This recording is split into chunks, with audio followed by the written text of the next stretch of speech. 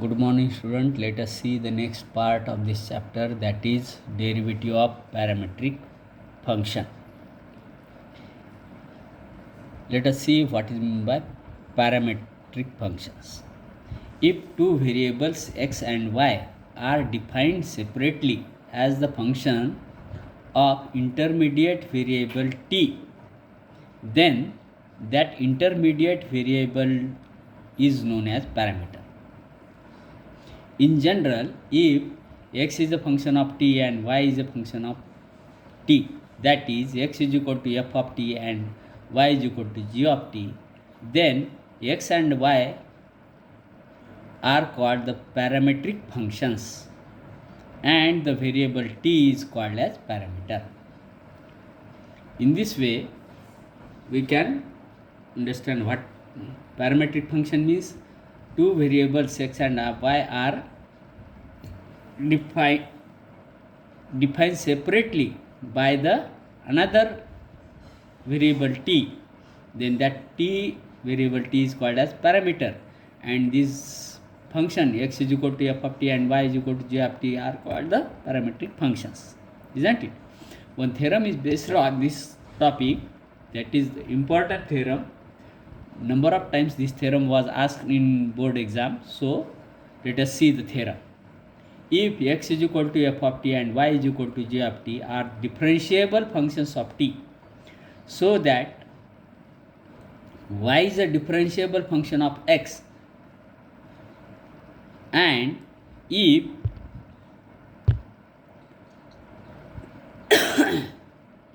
x is not dx by dt is not equal to 0, then dy by dx is equal to dy by dt upon dx by dt. Important theorem.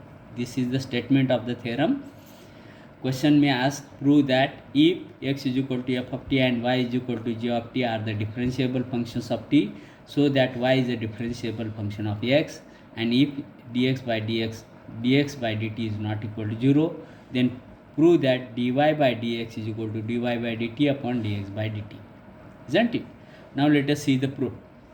Let delta t be the small increment in t, then del x and del y are the corresponding increment in x and y respectively. As del t, del x, del y are the small increment in t, x and y respectively, such that del x tends to 0, del t tends to 0. Now consider del y by del x, which can be equal to written as dy by dt upon dx by dt. Dt gets cancelled, dy by dx. Therefore, we express del y by del x as equal to del y by del t upon del x by del t. Del x by del t is not equal to 0 here. Taking limit as del t tends to 0 on both sides, we get limit del t tends to 0 del y by del x is equal to limit del t tends to 0 del y by del t upon del x by del t, isn't it? As we know that del t tends to 0, del x tends to 0. Therefore, instead of del t, we will write del x. Limit del x tends to 0, del y by del x is equal to limit del t tends to 0, del y by del t upon limit del t tends to 0, del x by del t, isn't it? Since x and y are differentiable functions of t, it is given. Therefore, we have limit del t tends to 0, del x by del t is equal to dx by dt, and limit del t tends to 0, del y by del t is equal to dy by dt. These both the limits are exist and finite. Therefore, we have limit del x tends to 0, del y by del x is equal to dy by dt upon dx by dt. Denote this equation as 1. Here we observe that on right hand side, limit on right hand side exists and finite. Therefore, we can say that limit on left hand side also exists and finite. That is, limit del x tends to 0, del y by del x is equal to dy by dx. Therefore, equation 1 become dy by dx is equal to del y by sorry, dy by dx is equal to dy by dt upon dx by dt, where dx by dt is not equal to 0. Hence, in this way we can prove this theorem. Let us see exercise 1.4, completely based on derivative of parametric functions. We will solve the questions one by one. Let us start exercise 1.4. Exercise 1.4, question number 1. Find dy by dx if, first question, x is equal to 80 square, y is equal to twice 80. We have to find dy by dx here. So, solution. First write down given, x is equal to 80 square and y is equal to twice 80. Differentiate both with respect to t. We get derivative of x with respect to t is dx by dt is equal to d dt of 80 square. Derivative of y with respect to t is dy by dt is equal to d dt of 280. Now differentiate. Dx by dt is equal to a constant. Derivative of t square is 2t. Therefore dx by dt is equal to 280. Now come here. Derivative of 2a constant. Derivative of t is 1. Therefore dy by dt is equal to 2a. Now we know that dy by dx is equal to dy by dt upon dx by dt. Put the values. 2a upon 280. 2a get cancelled. Dy by dx is equal to 1 upon t. Isn't it? Now second question. If x is equal to a cot t and y is equal to b cosec t, then find dy by dx. Given that x is equal to a cot t, y is equal to b cosec t, differentiate both with respect to t. Dx by dt is equal to a d dt of cot t. Dy by dt is equal to b into d dt of cosec t. Derivative of cot is minus cosec square t. Therefore here we get dx by dt is equal to minus a cosec square t, and dy by dt is equal to b into minus cosec t into cot t. Derivative of cosec t is minus cosec t into cot t. Therefore here we will write dy by dt is equal to minus b cosec t into cot t, isn't it? Now we know that dy by dx is equal to dy by dt upon dx by dt. Put the value. Minus b cosec t into cot t upon minus a cosec t into cosec t. Cosec square t means cosec t into cosec t. Cosec t get cancelled, and minus become plus. B upon a. Now cot means cos t upon sin t, and cosec means 1 upon sin t. Sin t get cancelled. At the denominator we have b upon a cos t. Therefore dy by dx is equal to b upon a into cos t. In this way we can complete second sum. Let us see some more sums. Now let us see fifth sum. X is equal to a into bracket 1 minus cos t, and y is equal to b into bracket t minus sin t. Here we have to find dy by dx. Solution. Given, write x is equal to a into bracket 1 minus cos t and y is equal to b into bracket t minus sin t. Differentiate both with respect to t. We get, now one by one we will differentiate. First we differentiate this with respect to t. Therefore dx by dt is equal to a constant d dt of 1 minus cos t. Therefore dx by dt is equal to a constant minus sin as it is. Derivative of cos t is minus sin t. Therefore dx by dt is equal to minus become plus, means a sin t only, because this minus become plus, and into a means a sin t. Dx by dt is equal to a sin t. Now come to here. Y is equal to b into bracket t minus sin t. Differentiate with respect to t. Therefore dy by dt is equal to b constant d dt of t minus sin t. Therefore dy by dt is equal to b into bracket derivative of t is 1 minus sin as it is, derivative of sin t is cos t, isn't it? Therefore dy by dt is equal to b into bracket 1 minus cos t, isn't it? Now we know that dy by dx is equal to dy by dt upon dx by dt, right?